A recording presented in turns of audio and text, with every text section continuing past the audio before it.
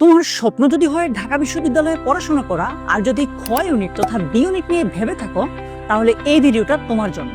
চলো ঘুরে দেখি ঢাকা বিশ্ববিদ্যালয় বি ইউনিটের সব খুঁটিনাটি, একেবারে A to Z।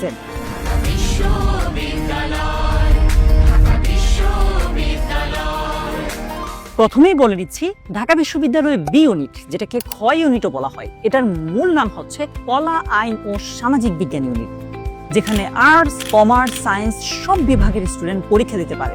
তবে এটা আর্টসের জন্য ডেডিকেটেড একটা ইউনিট। এই ইউনিটে 3টা সাবজেক্টের উপর প্রশ্ন করা হয়: বাংলা, ইংলিশ এবং সাধারণ জ্ঞান। প্রশ্ন হয় 2 ধরনের, এমসিকিউ এবং লিখিত। আর পরীক্ষা হবে টোটাল 120 নম্বরের, তার মধ্যে এমসিকিউ 60 নম্বর, রিটেন 40 নম্বর আর এসএসসি এইচএসসি রেজাল্টের উপর 20 নম্বর।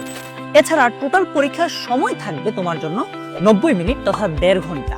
এমসিকিউর ক্ষেত্রে টোটাল 60টা প্রশ্ন থাকবে, প্রত্যেকটার জন্য 1 নম্বর করে, টোটাল 60 নম্বর। 60 নম্বর উত্তর করার জন্য সময় পাবে 45 মিনিট। এর মধ্যে বাংলা অথবা ইলেকটিভ ইংলিশ 15টা এমসিকিউর জন্য 15 নম্বর। বলে রাখছি, ইলেকটিভ ইংলিশ হচ্ছে মূলত ইংলিশ মিডিয়ামের স্টুডেন্টের জন্য।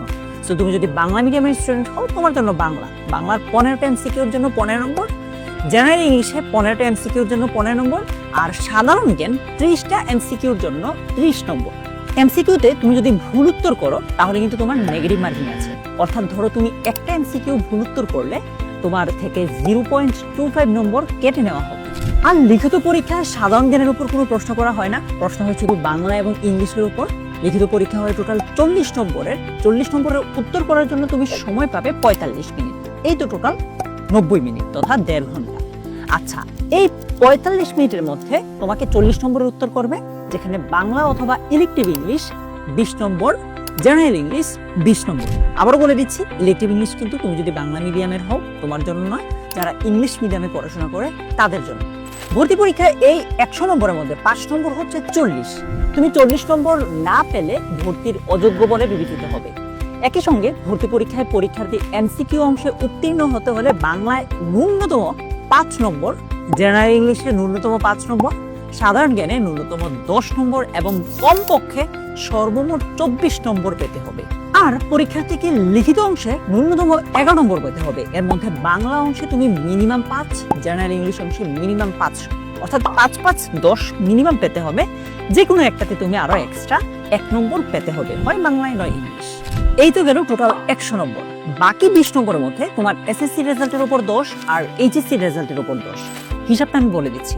তুমি এসএসসি এবং এইচএসসি তে যত জিপিএ পেয়েছ, সেটার সাথে 2 গুণ দাও। 2 গুণ দিলে যত হবে অতই তোমার নম্বর।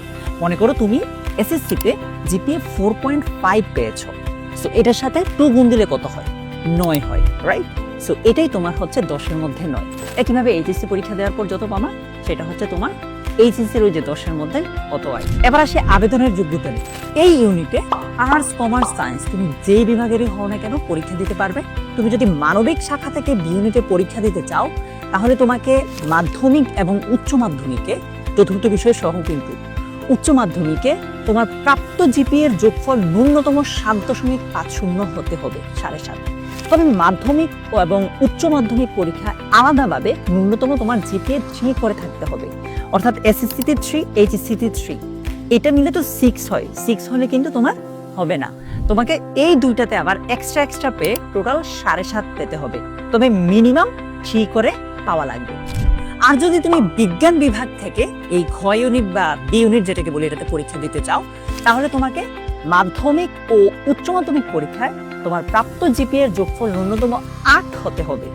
তবে এর মধ্যেও সেম আগের মতো, মাধ্যমিক এবং উচ্চ মাধ্যমিক পরীক্ষায় মিনিমাম 3.5 করে পেতে হবে। 3.5 করে পেলে কিন্তু 8 হয় না, 7 হয়। সো কোনোটাতে এক্সট্রা একটু পাওয়া লাগবে। এবার চলো, ব্যবসায় শিক্ষা শাখার থেকে যদি তুমি বি ইউনিটে পরীক্ষা দিতে চাও, তাহলে রিকোয়ারমেন্টটা কি?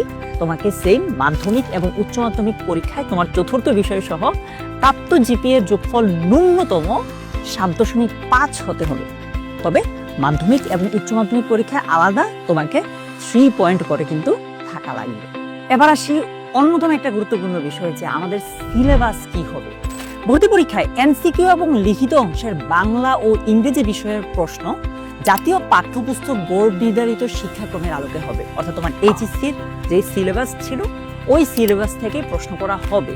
লিখিত পরীক্ষায় বাংলা অংশে পাঠ্যসূচিভুক্ত একটা পাঠের মূল ভাব লিখন, কবিতার উদ্ধৃতি ব্যাখ্যা, এরপর উদ্ধৃত যে সংলাপ ব্যাখ্যা আছে, গদ্য উপন্যাস বা নাটক ভিত্তিক যে সংলাপ আছে, লেখক, কবি পরিচিতি, তারপর মিলকরণ, গদ্য কবিতা ও ব্যাকরণ ভিত্তিক হয় মূলত এগুলো, সারাংশ, সারমর্ম, বানান শুদ্ধি ও প্রমিতকরণ, সংক্ষিপ্ত অনুচ্ছেদ লিখন, ব্যাকরণ সম্পর্কিত বিষয়াবলী, এগুলোর সংজ্ঞা, দৃষ্টান্ত এরকম। এবং অনুবাদ সবচেয়ে বেশি গুরুত্ব পাবে বলে ঢাকা বিশ্ববিদ্যালয় তাদের সার্কুলারে বলেছে।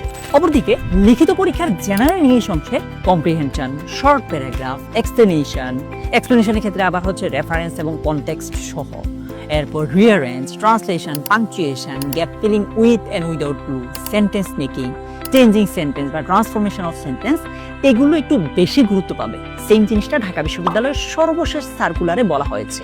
একটা কথা বলে নিচ্ছি, আমি এখানে যত ইনফরমেশন দিচ্ছি এটা ঢাকা বিশ্ববিদ্যালয়ের সর্বশেষ সার্কুলার, অর্থাৎ আমাদের 2024 ব্যাচের স্টুডেন্টরা যেখানে পরীক্ষা দিয়েছে ওই সার্কুলার অনুযায়ী বলছি।